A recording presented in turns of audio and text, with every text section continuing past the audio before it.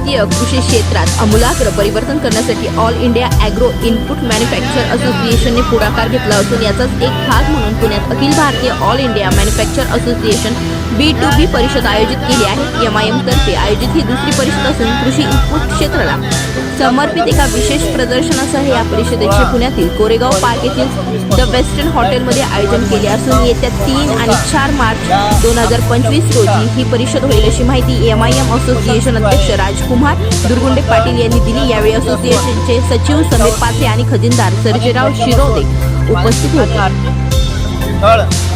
हे सातत्याने होत आहे।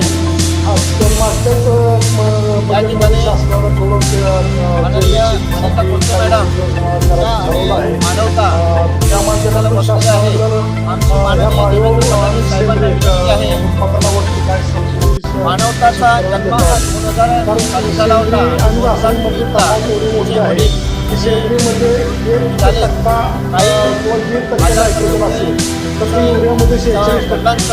आणि युरियाचं हरवलं तेव्हापासून एवढे तफावत आहे। तशी ही टक्केवारीच्या तुलनेत जरी तफावत गोष्ट अशी आहे की मानवता लॉंग व्ह्यू किंवा माजी आमदार संख्या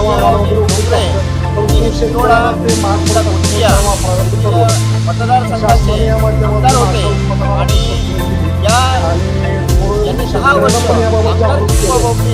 आणि आमदाराच्या नात्याला आज आझाद मैदानावरती आपल्या न्यायासाठी यावं लागलं गोष्ट आहे आणि यासाठी भारतीय कृषी क्षेत्रात आमूलाग्र परिवर्तन करण्यासाठी all India agro input manufacture असोसिएशनने पुढाकार घेतला असून याचाच एक भाग म्हणून पुण्यात Akhil Bharatiya all India manufacture association B2B परिषद आयोजित केली आहे। MIM तर्फे आयोजित ही दुसरी परिषद असून कृषी इनपुट क्षेत्राला समर्पित एका विशेष प्रदर्शनासह या परिषदेचे पुण्यातील कोरेगाव पार्क येथील द वेस्टर्न हॉटेलमध्ये आयोजन केले असून येत्या 3 आणि 4 मार्च 2025 रोजी ही परिषद होईल अशी माहिती MIM असोसिएशन अध्यक्ष राजकुमार दुर्गुंडे पाटील यांनी दिली। यावेळी असोसिएशनचे सचिव समीर पाथे आणि खजिनदार सर्जेराव शिरोदे उपस्थित होते।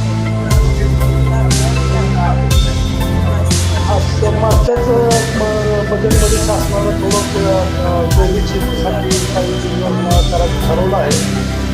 त्या माध्यमातून शासनानं जर ह्या बायो आणि सेंद्रिय उत्पादनावरती काय शक्य देतात, कारण सेंद्रिय आणि रासायनिकमध्ये तफावत एवढी मोठी आहे की सेंद्रियमध्ये 1% किंवा 1.5% नायट्रोजन असेल तर ती युरियामध्ये 46% आणि युरियाचं पोतं मिळतं 250 रुपयाला आणि सेंद्रियचं 50% पोतं मिळतं 600 रुपये, म्हणजे एवढी तफावत आहे। तशी ही टक्केवारीच्या तुलनेत जरी तफावत दिसत असली तरी ते जैविक हे लॉंग व्ह्यू किंवा ची संख्या वाढवायला वगैरे उपयुक्त असतं, परंतु शेतकऱ्याला ते महाग पडत असल्यामुळे त्याला वापरायला ते परवडत. शासनाने या माध्यमातून अशा उत्पादनाला आणि